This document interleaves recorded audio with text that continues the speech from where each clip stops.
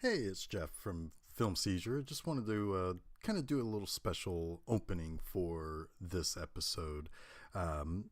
It's a little bit different than what we normally do. You may have noticed that while this is indeed episode number 10, you may have noticed that there's a 10.1 as the actual title of it.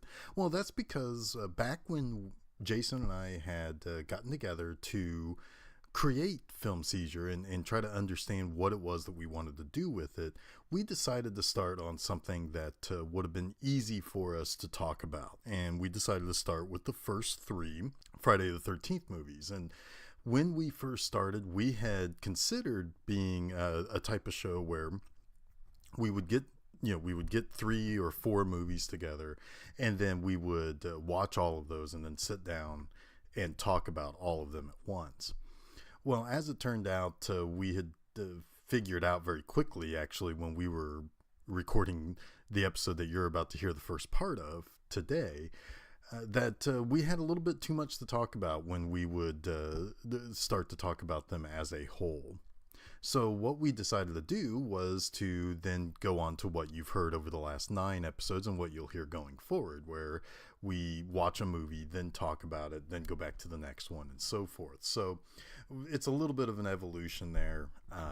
But what we wanted to do in particular for this episode, since this week does have a Friday the 13th at the end of the week, and today being April 11th, we decided that we'd go ahead and release our pilot episode, but instead of doing it as one almost 3-hour long episode, we decided to go ahead and break them up as if we would have been talking about them like you normally see. So that's why this is episode 10.1. So this first episode, we'll talk about Friday the 13th. Just the first one, the original one. And tomorrow you will get to hear part 2. And then on Friday, we'll round it out with part 3. Also, if you haven't seen the news on our Facebook or Twitter or Instagram, we are actually moving to a weekly release schedule starting next week. So as we wrap up our 10th episode, episodes 11 and forward, will actually be released on a weekly basis instead of a bi-weekly basis. So we're really excited about that, and hopefully you guys are too. But without further ado, we'll go ahead and get started here with part 1 of our 10th episode extravaganza, if you will. Episode 10.1, Friday the 13th from 1980.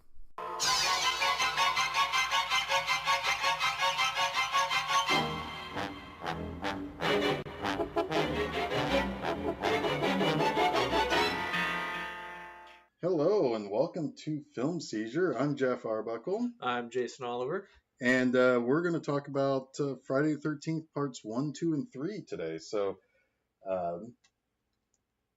Jason, what was kind of your, what's your connection to the Friday the 13th mythos, the Jason Voorhees business? Well, my name is Jason.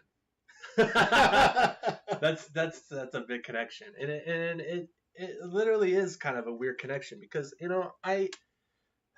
I grew up with watching horror films probably a little later than some people, specifically probably you, Jeff. Yeah.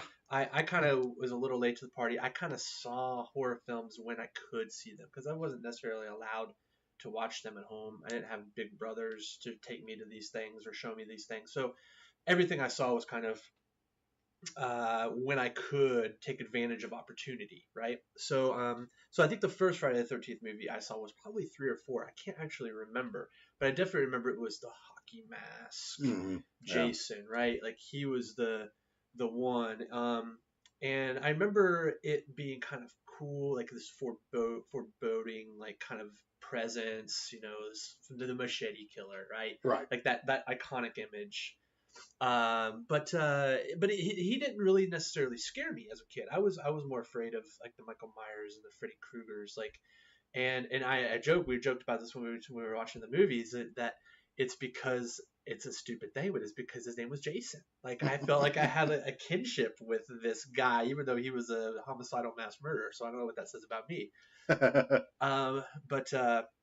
and I'll tell the story again, but I I kind of tested this theory when we were doing prep and research for these episodes or for this episode. I went to IMDb and I was like, wouldn't it be funny if there were no other actors or characters in the Friday the 13th series that actually got killed by Jason, right? Wouldn't that be hilarious? So I went in there and I checked. I checked every single one of the movies on IMDb, opened up the full cast. There's no other character named Jason, which makes sense because that would be Right. confusing. I didn't expect really to see that, but I was very surprised and happy to learn that there was only one actor in the entire franchise named Jason, and it was Jason Ritter, son of John Ritter, rest in peace, in Freddy versus Jason, and he lived. So I feel like, yeah, if your name is Jason and you're a kid and you're watching the Friday the 13th movies, you have nothing to fear, Right. because Jason Voorhees will give you a pass because you have a kinship in name. And that I took comfort in that as a child, and it was vindicated in my research. So yeah, I guess that's kind of my early connection to it was, the hockey mask killer, which is, but I think when we talked about, which ones we've seen the most, the first one is probably the one we've both seen the most. Maybe, I mean, what do you think? Yeah, I mean, now these three I actually watch quite often during the month of October or on a Friday the 13th itself. And that's just because that's what's playing on TV, or that's just what I'm catching. The one that I typically seek out to watch the most is the sixth one. Okay. Now, there's to get into my background a little bit. I mean, I'm the fourth of four boys. I have three half brothers who, by the time I was old enough to really understand what I was watching, what I was doing, they were guardian age. So, it's like they wanted to go see a horror movie. There's a very good chance my mom said, "Take Geoff with you." Yeah, see, that would have kicked ass. Yeah, right. And Yeah. I mean, because I know one time my brother John and I saw Creepshow and Swamp Thing as a twin bill at a drive-in. And just the two of us, Nice. So I mean, I got to see these movies at a pretty young age, and they kind of, they're part of my, I guess, my origin or whatever, But when it comes to like movies and entertainment and stuff like that, and so with Friday the 13th, I mean, these first three have always just kind of been there. I mean, I was 3 at the time that the first one came out, 4 when the second one came out, 5 when the third one came out. So they were always there. And, you go play at recess and it's like, kids are talking about Jason Voorhees and, and all that stuff. So, but yeah, probably 1 and 2 I have seen the most in my life. Now, I don't have any hard numbers for anything. Like, it's not as easy to say like, oh, I've seen Star Wars like 100 times. I mean, no duh. But yeah, I mean, Jason was kind of my guy. He fits a lot of my, and well, not him necessarily, but the Friday the 13th franchise kind of fits my wheelhouse for things that I like. It's a little bit more exploitive. It's a little bit, which saying that alone is a little weird, but that's not what I mean by that. But I think watching the first 3 again in a row and kind of talking about them, discussing them, yeah, I totally agree. They're definitely more exploitive. Yeah, I mean they are birthed from the 70s exploitation horror films. But also gave birth to their own genre. I mean, I would say that Friday the 13th is 10 times more responsible for the slasher genre than Halloween. And some people might disagree with that, and some people might debate that for days. But really, I mean, for me, it was a group of kids in a secluded place, being hunted by almost supernatural means and almost a supernatural being. And I think that because the characters were slanted to be younger, or supposedly slightly younger, like 17, 18, 19 years old. Um, when you're little and when you're a kid, you, especially for me, because I had brothers around that age, I kind of felt like, yeah, these are the types of people that I kind of root for, even though some of them are turds. Yeah, yeah. But no, one of the things that I wanted to kind of say was, when you look at like the main horror villains, and you've got Michael Myers, which I kind of associate kind of like Major League Baseball. It's kind of classy. Yeah. People like it. It's kind of a pastime. You could see yourself watching that with another generation, like your father or something like that. Particularly the first one, because the first one has so many accolades, and it's really kind of a legitimate thriller. Sure, it's like a stalker thriller, and he's stalking the neighborhood. Yes, which I think is so scary. Well, it's somewhat more realistic. Yeah, I mean, he's going house to house, and he's intruding upon your privacy. There's something really relatable about that. Right. And so I always kind of looked at Jason Voorhees as being kind of more like the NFL. He's more brutal. He's he doesn't give two fucks about your well-being. Much like I'm sure the NFL doesn't really give two fucks about the well-being of their players. But it's it's cruel. It's there is a viciousness to the Jason Voorhees kills and things like that. Freddy, I like the first three Nightmare on Elm Street movies, particularly 1 and 3, an awful lot. Yeah. I do not like Freddy Krueger. Right.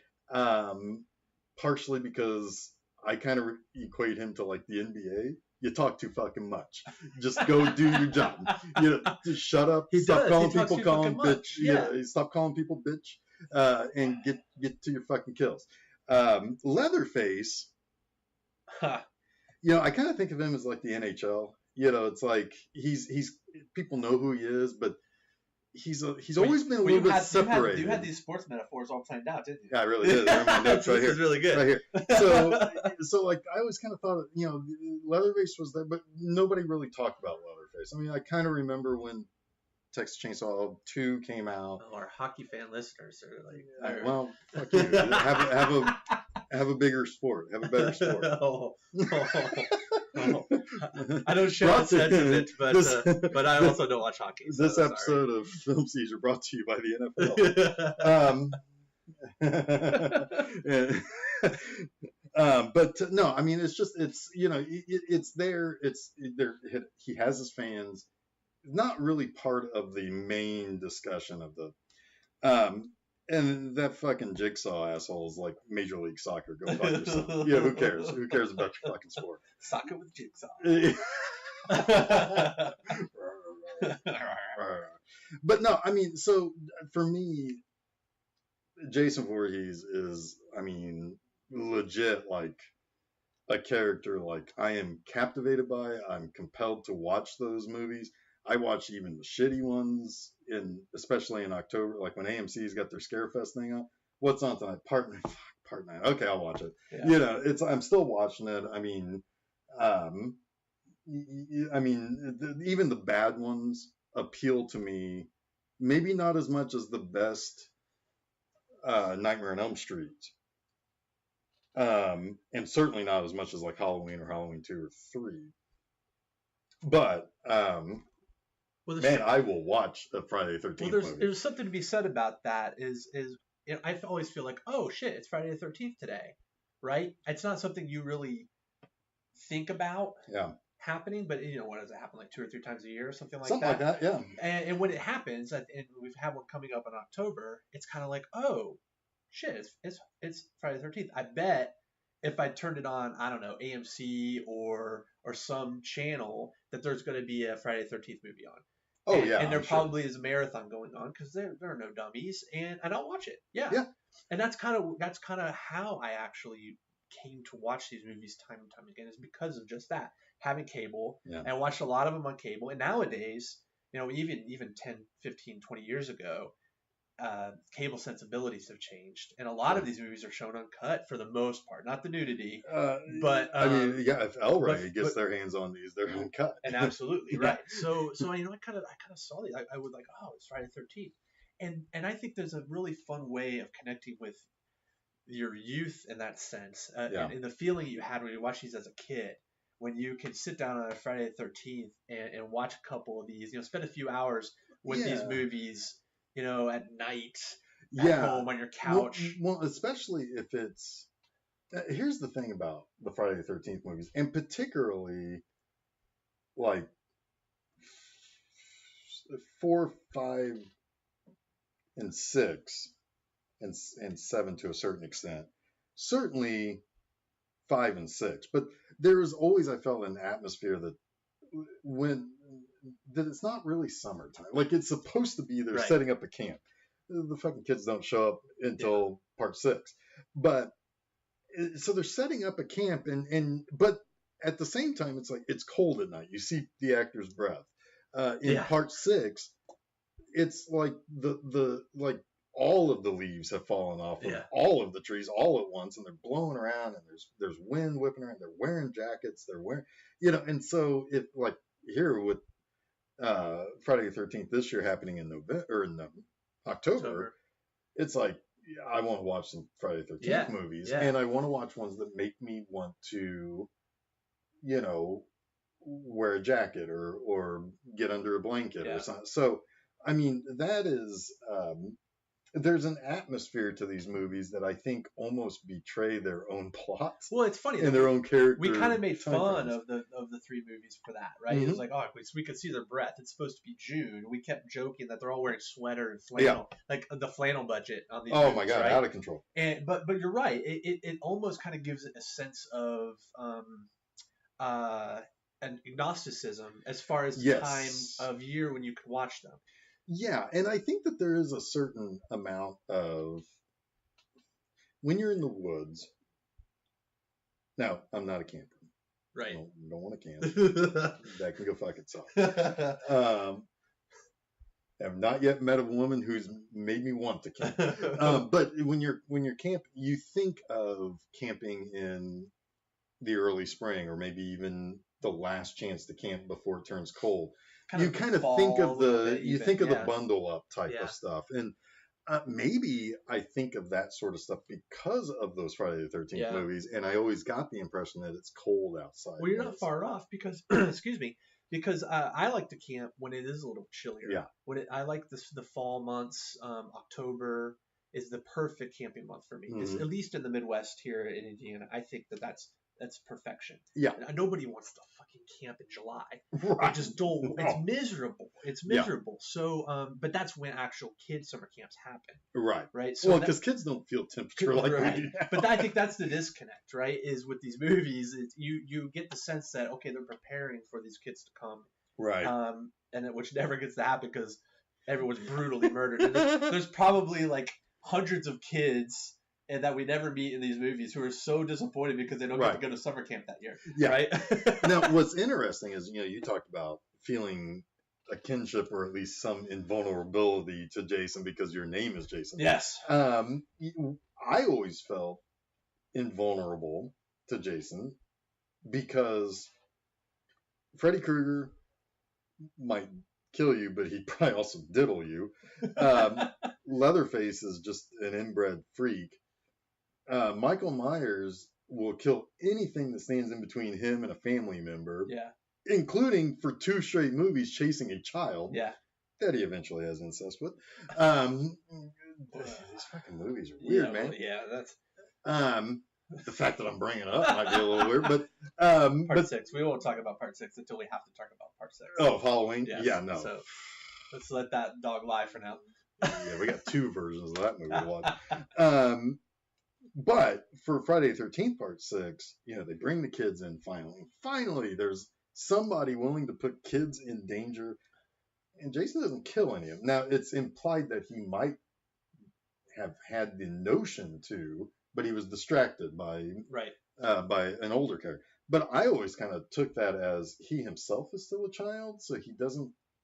I mean, of course, you can poke holes in that because he was picked on by the other kids. Yeah. Fuck. Well, but anyway, I mean, the point is that I kind of feel like he was not out to kill children. He was out to kill what he saw were the adults that allowed him to die. And so, like, I always kind of felt like, I could kind of bro out with Jason. Not now. Now I'm dead meat. But because you're a kid. But back then I was a kid. That's an interesting way into that. Yeah, because you're right. It's your older brother, your older sister who should be worried when you're a kid. Yeah, because you're an innocent, and you get the sense that Jason is only targeting those who are irresponsible or have come of age in some way. Yeah. Right. Exactly. And so but I mean, as a whole, a lot of the Friday the 13th, the early Friday the 13th movies, I kind of always felt like was kind of a gateway to other horror movies that were made at the time, and or before even, that it obviously Friday the 13th was kind of aping off of Halloween's success and having kind of a stalker, kind of a some sort of a killer waiting in the wings for somebody. Yeah. But well, how do we feel about the establishment of the final girl? Like, you have instances for sure before Friday the 13th. You have Ellen Ripley. You have Laurie Strode, Sally from the Nightmare or Texas Chainsaw Massacre. Texas Chainsaw Massacre. Yeah. You have I think I feel like I'm missing a big one, but Well, wait, Laurie Strode, Ellen Ripley.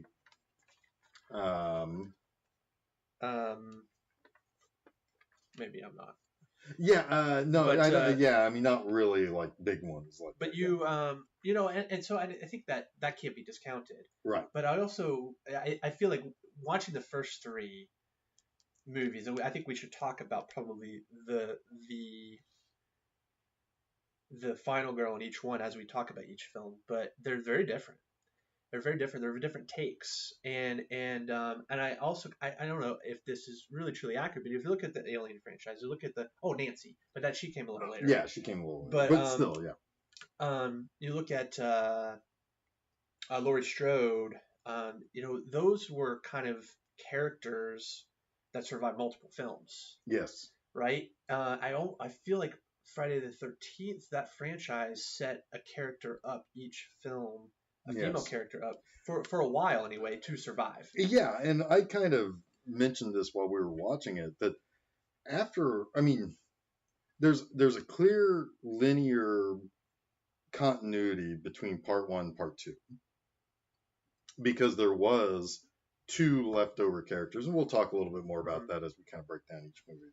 But later, those movies kind of became almost like campfire type of stories. So you had your protagonist versus your main antagonist. I mean, it's that same legend idea. And I kind of mentioned this I look at the Friday the 13th movies being almost like Mad Max movies, where people are telling a legend of somebody. Right. And oftentimes during these movies, they recap it as if they're telling a campfire story. So it's like what you're seeing is a version of what somebody is telling a story of. Right. Like, it may not have actually happened, but it's what someone who's telling the story at Camp Crystal Lake the next year might say, this happened, 5 years ago, right? And maybe it did, maybe it didn't. Right.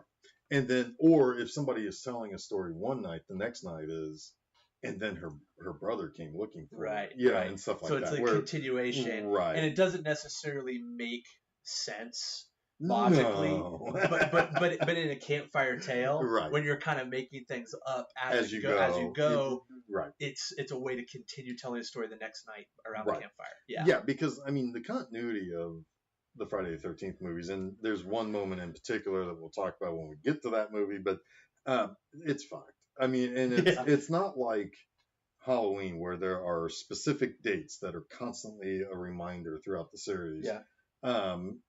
Even to be honest with you, I hadn't seen any of the other. I didn't see the third Texas Chainsaw Massacre. I only saw the first two and the first remake. But there is a definite carry on of the story from part one to part two. And so, I mean, so like Halloween, it's like, this happened in 63, then 78, Yep. then 88, and then, and so there is that timeline that Friday the 13th doesn't really care about. And I think that it would be a mistake to try to care about. Right. Because the movies are made to be watched on their own. Yeah. I mean, I could watch part 5 or part 6 or part 10. Right. And I could just watch it as that. And right. I mean, I know the legend. I mean, it's like watching Clash of the Titans. You know the legend of the Olympic gods. You don't need a great deal of backstory. You don't need to have that encyclopedic knowledge. I think there's a lot that we can dig into there when we talk about part 2. And because I really want to to start talking about that in part 2, because I think part 2 does a really good job and a really poor job of setting that idea up. Yeah.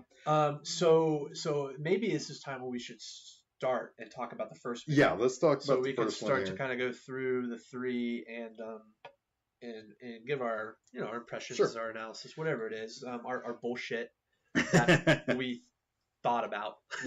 And we think that you care about listeners.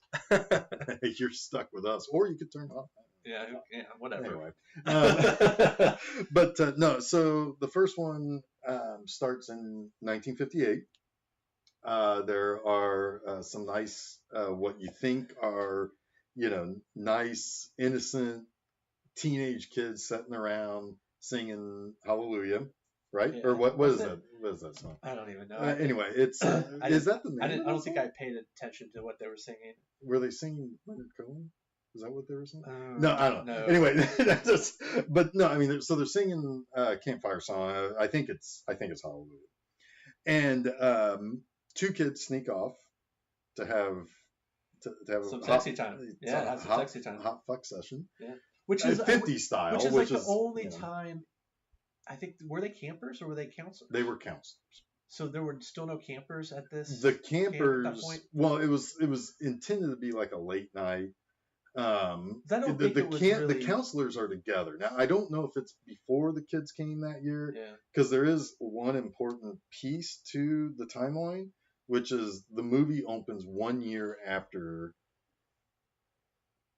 Jason drowned. Right. And that. So the 2 kids go off. Spoiler alert: Jason Voorhees drowned as a child, but he didn't drown. But he did drown, but he didn't. So. But he did. Maybe. He did a couple of times. But all right, so interesting. This is something that I didn't think about until just a second. Why did he stop then? Why did he kill just those 2, and then just stop? Was that like a test run for? It wasn't him. It was his mom. Right. But why did she? Was it like a test run? Was she like on a path those to crazy? Could have been. Well, that's an interesting question because that sets up the timeline here. Because so 58, she kills the 2 who go off for their hot fuck session. Yeah. And they with their metal teeth belt buckles. Yes. White belt buckles. The nylon or not nylon. They were like nylon. Kind of nylon cloth. Yeah. And we all had those. If you ever worked in the service sector at a movie theater, or you were they gave you that. Or you were a young belt. boy in the '80s, you had that fucking belt. It had the teeth that clamped down. It never worked after a while. No. But the mechanism would break, or just tire out, or you get fat. In my case, but so the. Can't get back till I was drinking beer age. I've just let myself go over the last 40 years. So they go off and they get killed. And it's a really cool opening scene. I love the slow motion on the girl. Like I said, I kind of like, I don't know what this says about me. I kind of like the idea of when you have 2 people who are about to have a sexual release, they get surprised and they get killed. There's something visceral about that. And I really hope that never happens to me. So they get killed, and then it flashes forward to the present, which in this movie is 1979. The movie came out in 1980, but it's set in 1979. So, and I'll explain as a footnote, the reason why we know it's 1979 is that later you see Pamela Voorhees' tombstone in one of the later movies, and it says 1979. Ah. So, but anyway, so now we have a new set of camp counselors coming to Crystal Lake, where this camp is, where bad things have happened, and they're going to set up a new summer camp for kids. And we follow a girl, a very cute, lovely, bubbly girl, who's going to be the cook. Yeah. And she walks into town from where we don't know. She hitchhiking across big knapsack and everything. Yeah, no clue. Like, probably 20-year-old girl, maybe. Probably. Probably a college student. Yeah, probably. On her summer vacation. Yeah, so she's just hitchhiking across the country, seeing America, living the dream. Which, number 2 hottest woman in the Friday the 13th franchise, in my opinion. Yeah. Super we sexy. Well, freckly sexiness. Yes. So she comes into town. She asks about getting to Camp Crystal Lake. Everybody kind of freaks out. And she eventually gets a ride for however far that this guy is willing to take her. And he tells her that there are these other events that happen. So in 1958, 2 kids were killed. We saw that at the beginning. Right. 57, a kid drowned, which we find out later is Jason. Right. There was a fire at one point. There was... Camp Crystal Lake is jerked! Jerked, no, jinxed. It's jerked. It's jerked. It's jinxed. It's jerked.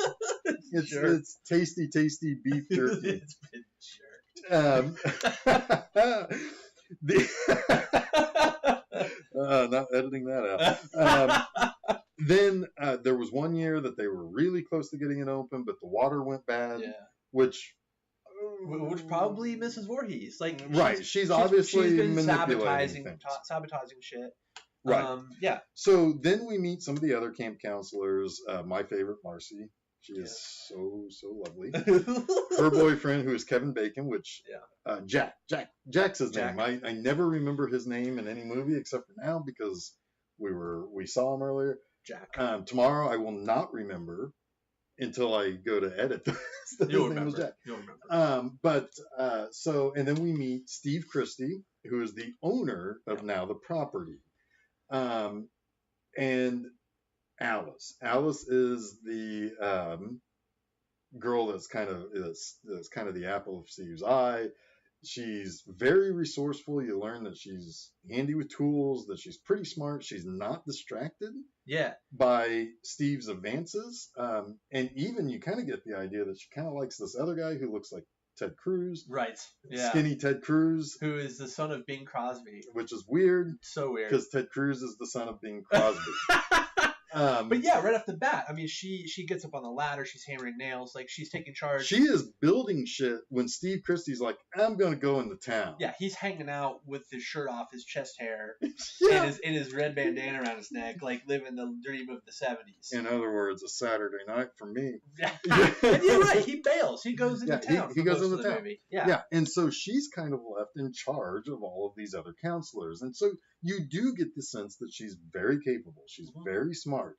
She's not interested in going off and getting fucked or anything. Right. Which, she's not too prude to not have a good time. Yeah. Like she's totally game to like play a game of shit Monopoly while getting stoned, while drinking some beer and having and smoking a J. Yeah. Exactly. And so I mean, she may not be interested in just flaunting, titties out there.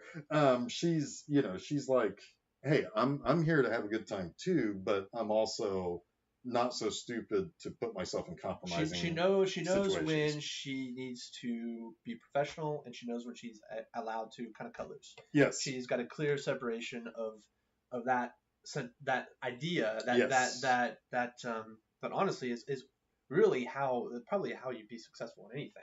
Is to know when to have fun and when you have to buckle down, right? This is how to be successful in business with Jason Oliver. With Jason Oliver, yeah. Yeah, this is my side blog bleeding into my horror blog. My side blog is mostly talking about tits. But it's interesting, right? Because everyone else is kind of like they're fucking around. Right. Fucking around. Yeah, they are. There's the goofy guy, Ned, who tries to get into a girl's pants by nearly hitting her with a bow and arrow. Right.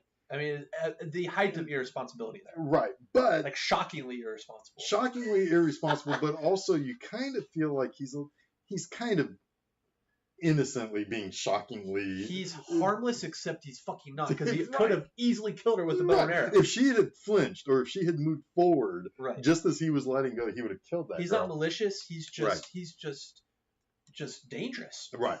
And he's always playing pranks, and he's doing this goofy stuff, and so he is. So he's there. There's the other girl that he likes is there. I can't remember her name.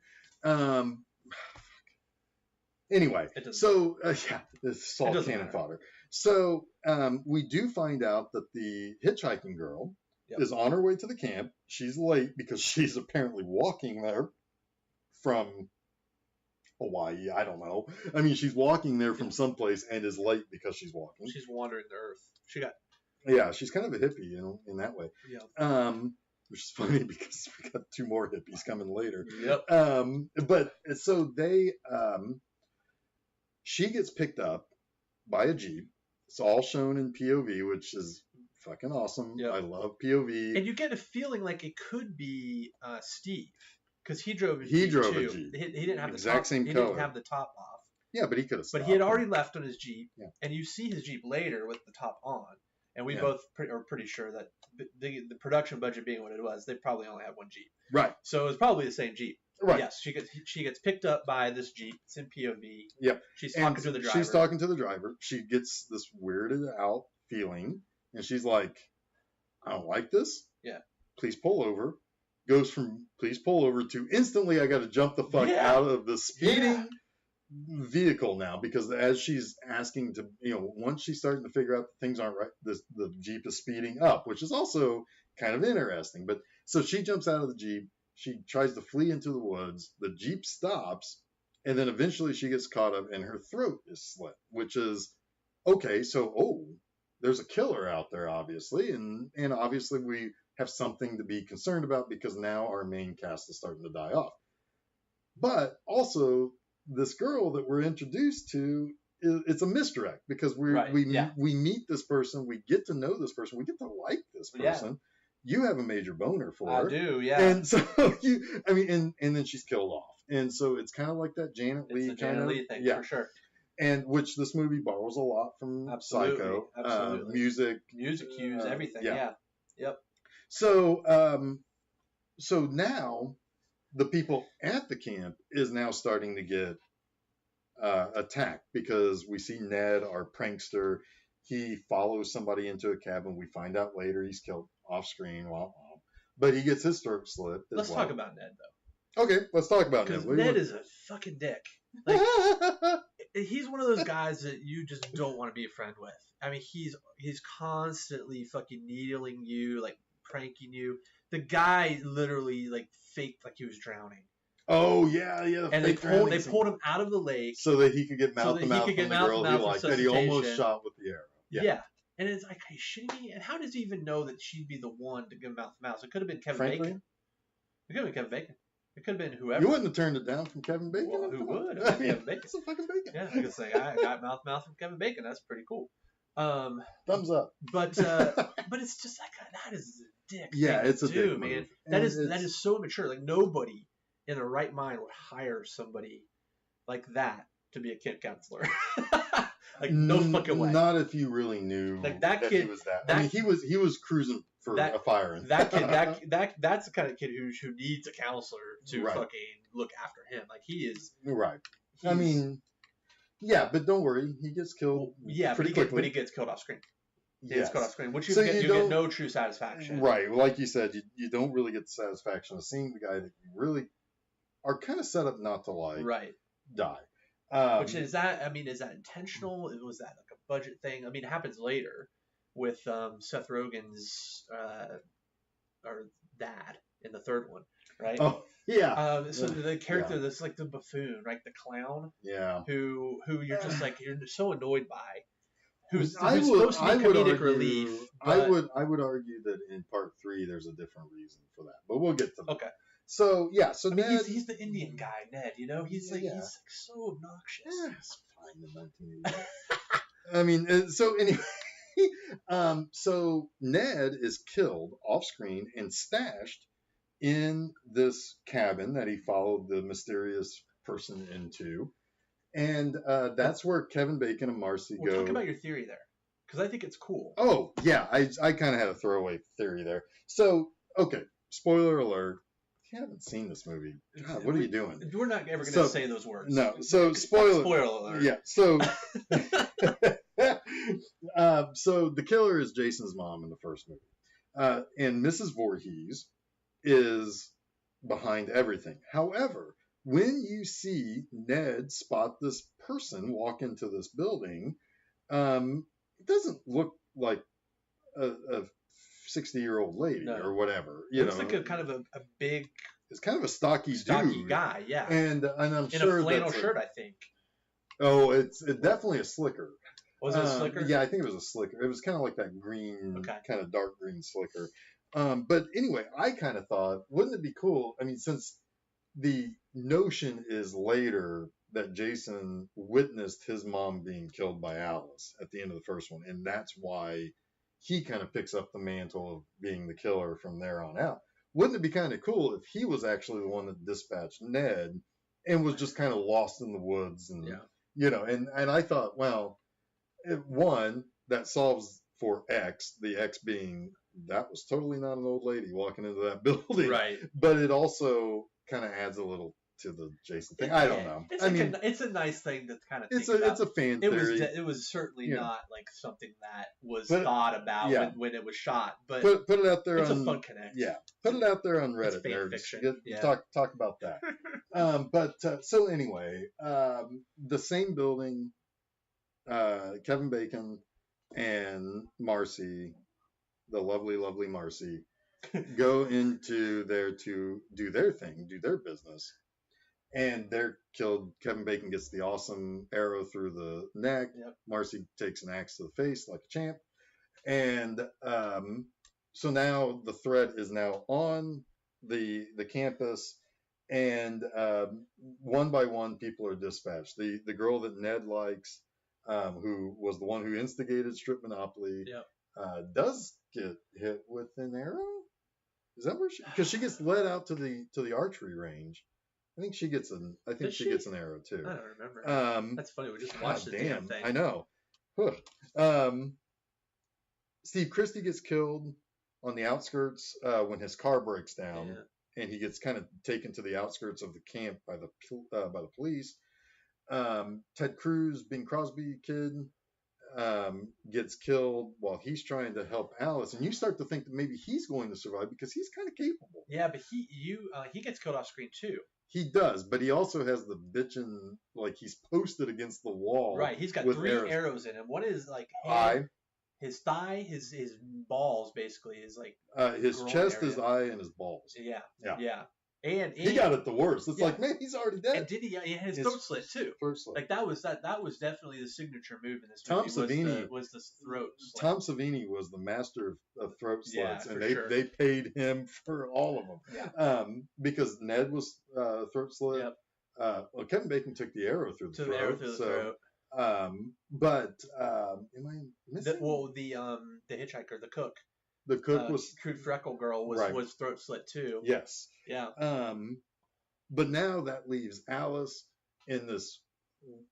Everybody gets killed relatively quickly in the second act. Yeah. To the point where now the entire third act is set up to Alice finding her friends all killed, but also this kind of marvelous little interaction between her and Betsy Palmer, who plays Mrs. Voorhees, and this little cat and mouse kind of game that they got going on. Because once she realizes that everybody is dead, she sees this Jeep pull in. She thinks it's Steve. Yeah. And this little old lady comes out, and the little old lady's like real reassuring. It's like, oh, isn't this terrible? And it's like, well, we'll get some help. And then she turns on the crazy. And we find out that she's the one who's been killing everybody and throwing them through windows. Yeah. She's got some She's crazy got psycho strength. Psycho strength. Well, yeah, I think you pointed out that it was really nice, sort of beginning to the third act when there's a scene right before this where we were kind of joking that this is kind of a throwaway scene where Ted Cruz is lighting lanterns. Bill is his name, Bill by is the his way. name. Yeah. Bing Crosby's kid. Yeah. Lighting lanterns and puts one next to Alice. She's sort of sleeping on the couch, and there's this kind of awkward dialogue voiceover that they Yeah, it was all ADR. in post. Yeah. That really didn't need to be there, in my opinion, because she was clearly like acting as she was sleeping, but yet there was she was talking to. It was strange. But after that scene, and before you know that Bill is killed, because you don't find that out until Alice does, that she wakes up from this nap. And beer and pot induced nap. Yeah, right. So she's kind and of lack of electricity. She's sort of been saved for last. Yes. But probably not necessarily on purpose, just because of opportunity. Yeah, it seems like Miss Voorhees was a little bit more opportunistic. Right. Because I doubt she didn't seek out Steve Christie. He came to her. Almost. Right. I mean, it was almost like he came directly up to her. So much so that he walked into a machete. Yeah. Which is shown sort of on screen, but sort of not. But she wakes up, she's rested, she's probably not so stoned anymore. She goes, makes herself some coffee. Yeah. Right? It's almost like she's preparing for battle in a weird way. Yeah. She's getting her wits about her, she's waking up, she's drinking coffee, she's kind of alert. Yeah. And she's alert to the point where she becomes restless. Yes. Yeah, she's like, where is Bill? I want to seek out. I want to take initiative. Yes. I'm not going to just cower in this house, even though I know bad things are happening. Right. Which is really cool. Yes. So she goes out looking for Bill, and of course she finds Bill, who has been shot with 3 arrows and a machete across the throat. Right. Yeah. So then that's when she finds Mrs. Voorhees, who then it's like reassuring at first, but then goes psycho, and they have like a knockdown, drag-out fight with one another that starts in a cabin, that then goes out of the cabin, into the woods, back into the cabin, and they're like punching each other, and like kind of kicking at each other, scratching at each other. It's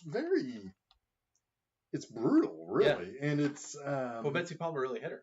Yes. Yeah, she's like, well, she was a stage actress, and she said, when we hit somebody on stage, we really hit them. Yeah. And, so she knocked Adrienne King for a good one. Yeah, and Adrienne King, I guess, according to the story, was kind of like, what the hell? Yeah. She actually hit me, and somebody had to take, Betsy aside and say, hey, look, we can stage these hits. She's like, oh, well, I don't know. Like, we didn't make it look real, right? Right. Which is awesome, because she's like this kind of like 50-year-old lady, Yeah, she's like slapping bitches. She's into it, yeah. So eventually, they end up on the shore of the little lake, of Crystal Lake, and they fight a little bit more. Miss Voorhees drops her machete. That's bad news, because eventually Alice gets away from her grip, grabs the machete, nice slow motion shot, slices Mrs. Voorhees' head off. Right. And I mean, then you think everything's good and fine, and she's just gonna go and coast out into the lake and kind of just chill, and all of a sudden, little baby Jason comes out. Baby Jason. It's just where things get a little like weird. Yeah, that's good. That's where it gets a little weird, because she thinks she's being saved, but she sees the police on the shore, who somehow know to show up. I'm not exactly sure why that happened, but so baby Jason comes up, pulls her under. She wakes up in the hospital. They say they found her in the lake. They did find her in the lake, but we also know she did go out into the lake. Right. My assumption is that the whole baby Jason thing was a dream. Right. And I think most people agree with that. Yeah. Definitely the people who made the movie. Yes. Say that we never intended it to be anything more than a dream. Yeah. And then they say, we pulled you out of the lake. The girl said, well, what about the little boy? And of course, the guy says, there isn't. We ain't finding that Adrienne King is at her best in that scene, too. Yes, because she's kind of out of it, but she's survived. It's this beautiful close-up shot, and she's gorgeous in that shot. Yeah. She's so good. Like, disoriented and upset, Yes. traumatized. Like, yeah, very, very effective. Yeah, acting. and and the police officer, which I find kind of funny. It's like you can't be a police officer in this area and not when she says, "What about the boy Jason?" The guy should have been like, Yeah, what right. do you mean? Yeah. It's like that boy died 21 years ago or whatever, Yeah. 22 years ago. But so he says, no, there wasn't any boy there. And then she's like, well, he must still be there. Close on this nice little shot of the lake, little bubbles coming up. Yeah, little like Yeah. Pond. What are they? Well, when fish come up to the top and they create the little ripples, circles. Little ripples. Yeah. And and so the big surprise ending, of course, was Jason coming out of the water. Probably scared the shit out of people. Sure. Yeah. It's an effective scene too. I mean, even as many times as I've seen it, you do get lulled into a sense of safety with the music and how calm and peaceful everything is, and baby Jason, and everything is a fucking nightmare skit. So I mean, that's of course the first movie is really, really well known as being, having a lot of iconic things in it. The ending, the music, the kills, and it makes a shit ton of money. It did make a shit ton of money. Paramount gets a little embarrassed by it. I think that's kind of horseshit. Yeah, it is horseshit. It's because you fucking made the movie. What did you? I think they said we're embarrassed by this because the critics kind of took them to task, which I also think is kind of horseshit. Yeah. But they didn't defend it. They didn't. They kind of caved to the moral outrage of, and fuck that. But yet they're like, we're more than happy to make a sequel. Oh, we're gonna crank out 7 more of these. Yeah. So they weren't that embarrassed. Yeah. We're gonna be making money off this shit. They were just like, fuck it. I mean, honestly, if it's me and I'm in this situation at Paramount, it's like, fuck it, talk all the shit you want. It only makes people want to go see it more. That's free marketing. Yeah, I mean, when I was a kid, I didn't know too many kids that that weren't allowed to watch R-rated movies. As long as there were some where people thought, "Oh no, you can't." I mean, you shouldn't watch Cannibal Holocaust or something like that. But what kid knew that existed when they were like 10? I don't know. Maybe they did. I don't know. I doubt it. I didn't. But no, I mean, there were obviously. I mean, like there were some movies where people were like, "No, you can't fucking watch." For some reason, Behind the Green Door. For some reason, I think like Texas Chainsaw Massacre was the worst possible thing. It was so gritty and so realistic that or stupidly like Faces of Death. Oh, you always heard about Faces of Death, like it was like it was the Faces of Death, Mondo Cane, those types of movies. Yeah, they would have probably been on the parents' list until you were a certain age to kind of understand. But I grew up in the 80s. We kind of, it's like the parents kind of did their job. I'm taking you to task, parents. So no, I mean, I didn't know any kids that. Most people looked at that as just kind of disposable entertainment. It's good for cheap thrills and scares. See, who cares? Not my parents. I mean, I was not allowed near that shit. I mean, but yeah, so I mean, like I watched these a lot during sleepovers and what have you, and but everybody knew who Jason was, even if they hadn't seen the movie, they knew about Friday the 13th, they knew about Baby Jason. And so it's like they knew the beats of that movie. Well, not only that, but I mean the horror icons were represented every Halloween, whether or not you could see the movie or not. Right. So before, I mean, I remember seeing kids dressed up as Jason and Freddy Krueger and Michael Myers before I even saw any of the movies. Yeah. I mean, it was just like, holy shit. Like, right. You're Freddy Krueger, that's really scary, or the hockey mask. I mean, it was just part of that whole like scary culture. It immediately inserted itself into that whole idea of Halloween and what's scary. Right. And and critics kind of we'll save the critic shit until later. as we kind of wrap up these three. But I kind of feel like I have my own impression why they were so adamant against these movies in particular, and not some of the other horror movies that were out there that were just as bad or worse. I mean, it's probably a good time to talk about that now, because this was the one that really started that conversation.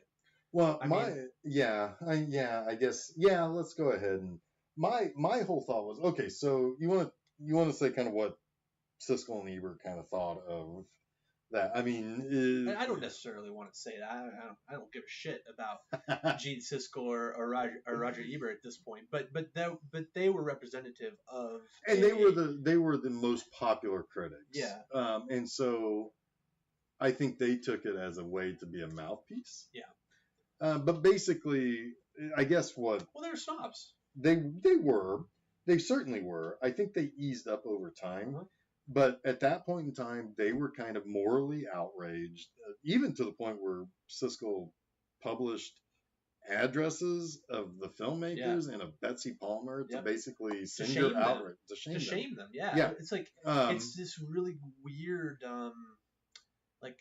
Puritanism almost. Like, yeah, and I have kind of multiple reasons why I think that the 80s in America and in England, or really any place that was English speaking, was very conservative. Mm-hmm. There was a certain level of morality that people wanted to preach, if not live, because some of them couldn't, but they wanted to preach it.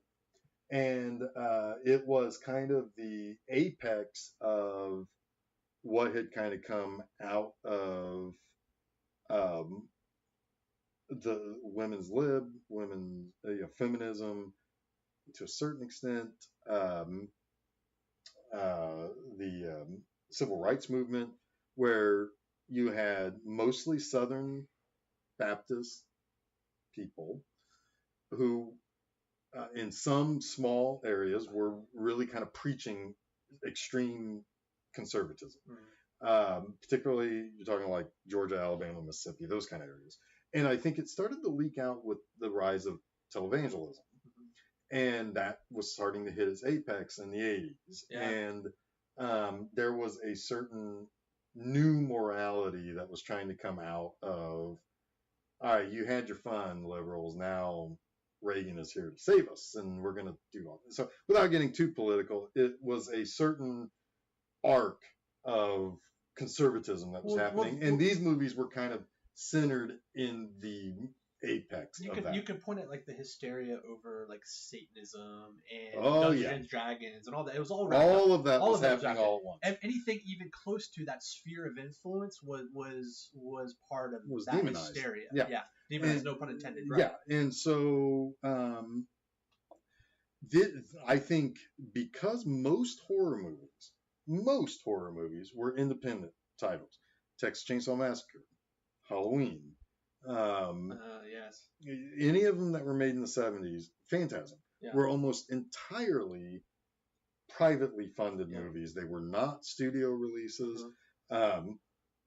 Even if you go back earlier in the 70s, there was a thing called regional films that were primarily made to fill drive-ins. And so a drive-in in North Carolina was being filled by North Carolina-made movies. And they didn't have to follow a lot of the rules that the MPAA set. Even to the point where, I mean, a lot of the same people behind Friday the 13th were behind Last House on the Left. And coming from an independent right. And that movie is far more problematic, I think, in culturally than Friday the 13th. Yes. And it didn't get near the evisceration. Right. Yeah. Well, and because independent movies did not get distributed the same way. Right. A small town could put Last House on the Left on a drive-in screen and not get too much outrage. Because by the time people realized what their kids were going to see, it was gone. It was moving on. It was a traveling circus kind of thing. And Smut Peddler. kind of. Yeah. But by the time it was gone, there was no proof that those things were able to be targeted. Well, when Paramount makes a movie, it is a big deal. And Paramount was making big movies, and Friday the 13th had a larger budget than the sequels for Star Trek had.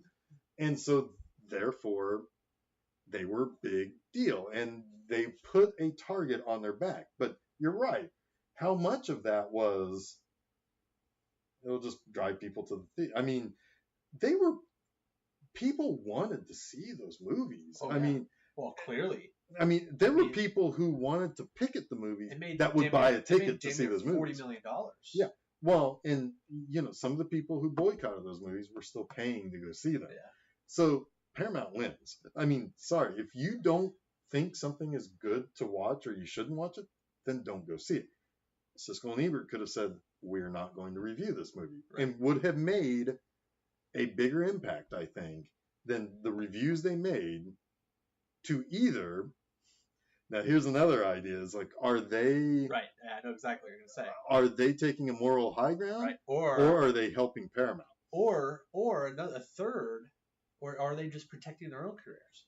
Are they protecting their own careers? Because even in Chicago, it was a conservative time. Yeah. Of life. I mean, every place. If they both come out and give this a positive review, yes, what will that say for their lasting influence? Yeah, and that's an interesting point too. And I mean, I'm questioning their integrity basically. And at that time, I think you could. And they're dead; they can't defend themselves. But go fuck yourself. But yeah, so fuck you. You can't defend yourselves. I'm questioning your integrity, Siskel and Ebert. And I'm flipping off the microphone right now too. 10 years later, in 1990, I think they had more integrity. I think in 1980. And also the benefit of hindsight.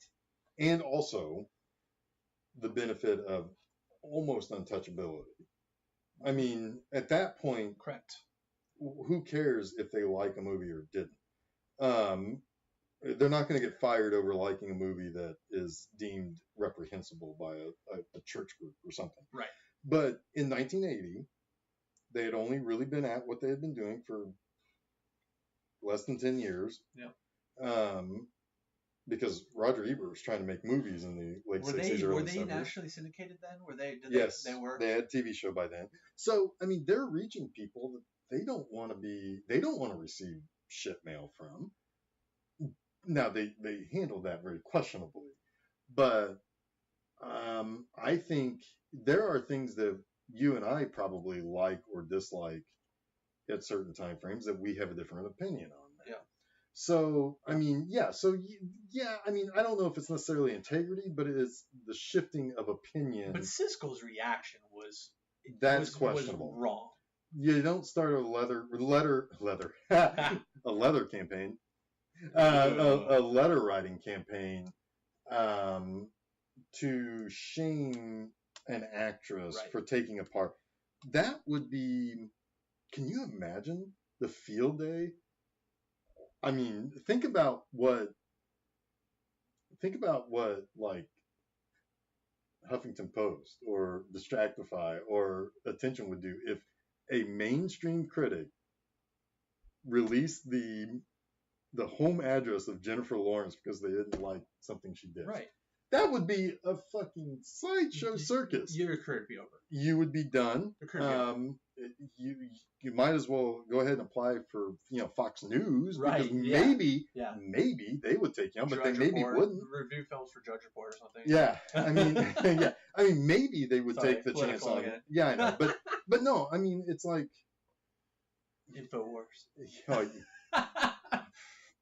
Yeah, as long as you take the vitamins. It's unacceptable. But it's unacceptable, and I think most legitimate news outlets, whether you agree with their politics or not, would say no, you can't do that. No. At the very least, would suspend you, if not outright fire you. So, I mean, except for,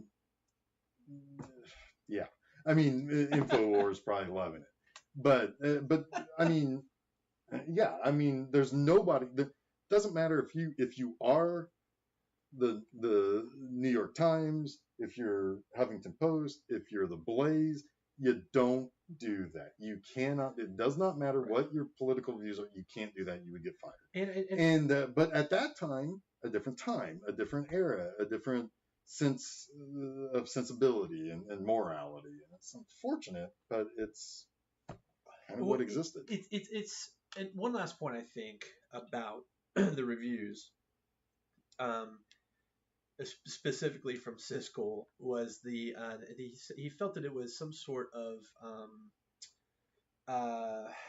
retaliation against like the women's rights movement of feminism of the 60s and 70s, which is exactly. I mean, it's crazy to even think that could be the case. I mean, you look at the movie and I mean, there's exploitation all over it, but when you look at it, you've got Adrienne King as the heroine, you've got Betsy Palmer as the villain. You have two female characters, both very strong female characters in their own way, and are very capable, and also somewhat justified in their positions. Right. Yeah. So.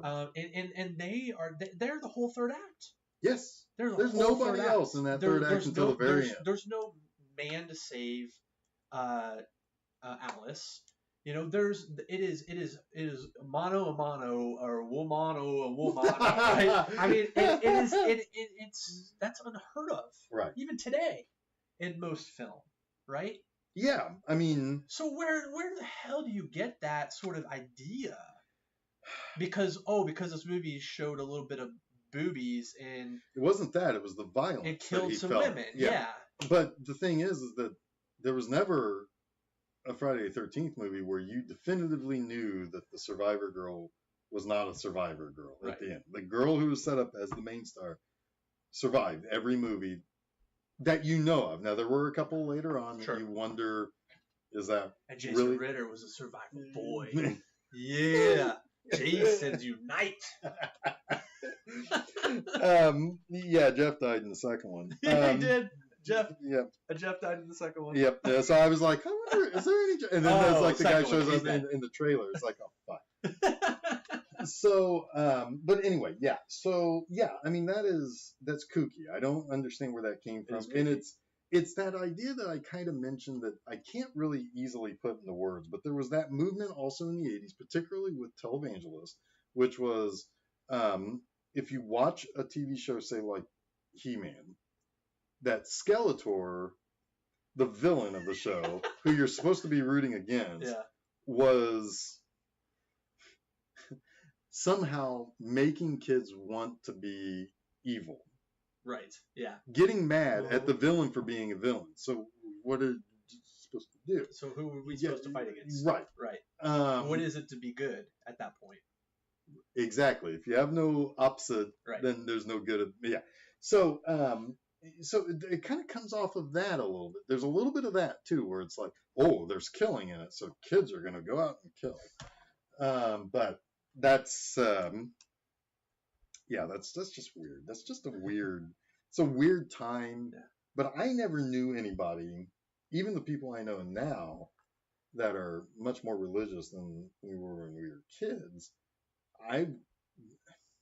They'd probably watch these movies still, and they wouldn't look at anything in their life that's gone negatively happening because we watch these movies at sleepovers. No. So yeah.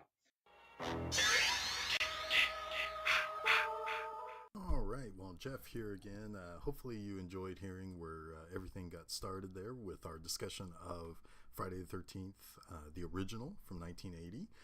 Check back tomorrow because, like I said, this is kind of a 3-part 10th episode extravaganza. But check back tomorrow and you'll hear what we thought about part 2 that we watched that same day that we recorded in one sitting, actually. So be sure to check back, and thanks again for listening. And again, follow us on Facebook and Twitter and Instagram, and let us know what you think. And we look forward to releasing part 2 tomorrow morning. Thank you.